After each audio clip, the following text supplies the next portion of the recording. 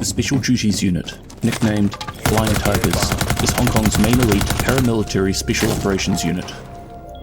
The SDU is a subdivision of the Police Tactical Unit of the Hong Kong Police Force. Its primary functions include counter-terrorism, hostage rescue, and dealing with crimes which are considered too dangerous for the regular police force to handle. Due to the increasing threat of international terrorism, the British Hong Kong government established the SDU in 1974. At that time, the unit only consisted of around 10 members, using existing police equipment. In 1978, the British SAS sent in a team to evaluate the SDU, which in turn led to considerable change to their operations, including the training of 2 land assault teams and upgrades to their existing equipment. Then again, in 1982, another team was sent over from the British Special Boat Service to set up a water assault team.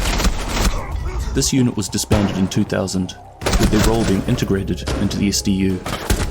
As their training evolved over time, all operatives were required to be trained in both land and water assaults. 1 op 4 remaining.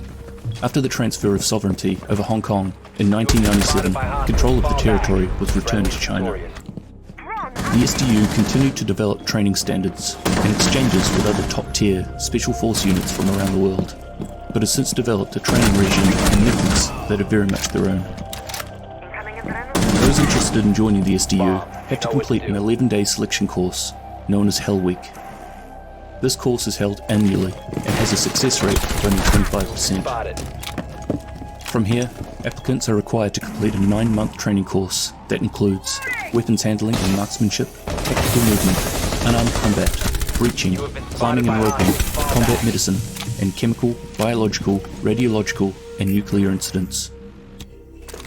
Between 1974 and 2014, only 383 applicants were successful and have served in the SDU. The identity of the officers in the unit is classified, with only the closest of family members being aware of their identity. The SDU has consistently been listed among the most proficient special forces units in the world. After the reactivation of Team Rainbow in 2015, 2 SDU operators were recruited to bring their skills and expertise to assist in the fight against terrorism on a global scale. These operators were named Ying and Legion.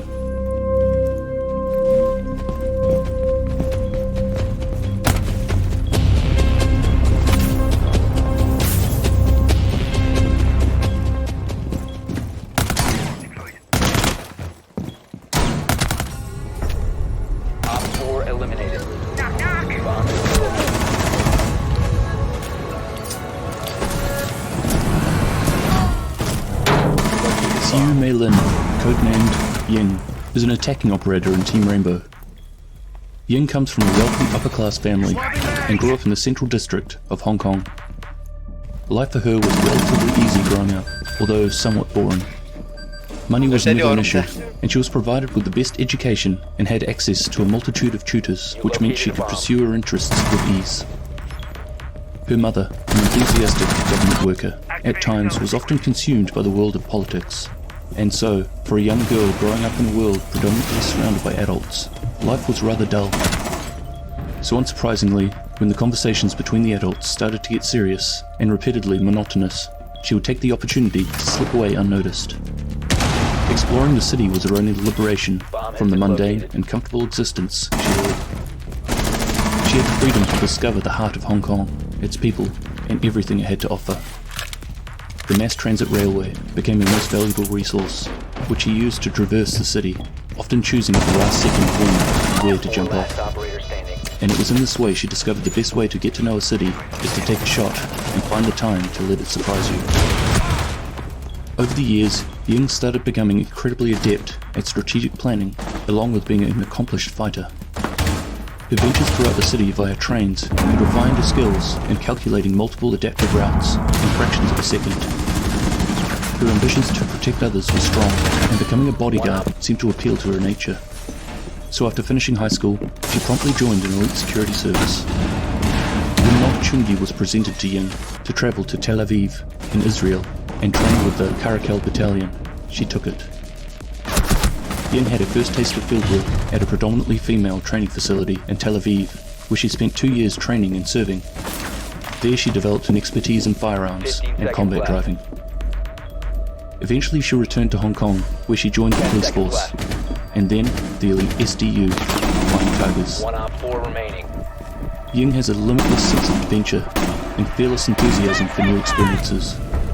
She unapologetically gets excited at the idea of joint operations, and is often one of the first to volunteer. Heavily invested in her career and role in law enforcement, she is often having to be forced to take time off.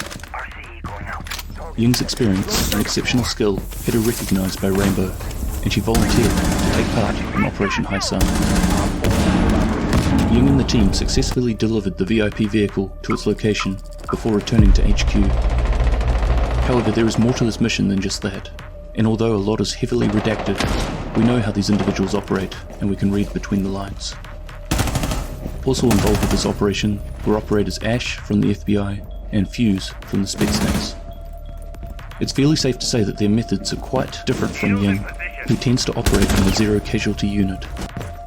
Ying's experience in close protection detail has allowed her to ensure minimal casualties while leading high-risk VIP and witness protection operations against Hong Kong's dense urban population. Whereas Fuse has always been about getting the objective done and breaking down the enemy's defences as quickly and efficiently as possible. To him, he believes his way is the best way, and that he is the best person to lead these ops. Very much a follow me kind of guy, keep your head down and get in and out as fast as possible. However, he insists he is not careless with other people's lives, he's just efficient at what he does. Which is most likely why there was such a severe breakdown in communication between him and Specialist Ying in regards to the risk of multiple civilian casualties. And ultimately, what led to their big altercation, where Ying believed him to be a questionable asset.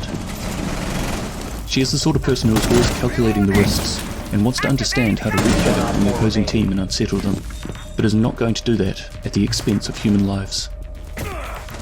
Ash is the sort of individual who appreciates high-risk, high-reward scenarios, but doesn't tend to voice what level of potential risk to herself or others she thinks is acceptable. Which means, at the time, she may have aligned more with Fuse and his get in and get out approach, rather than Ying and her methods and concerns in regards to the civilian lives. However, Ash is also the sort of person who suffers from the lingering stress of past combat, and often she will dwell on things later, and analyses every misstep, every bad call, and ultimately holds herself personally responsible for the consequences, even in situations where she is not the one calling the shots. Even though she understands that there is never really a situation you can be 100% prepared for, it doesn't stop her from scrutinising and self-evaluating.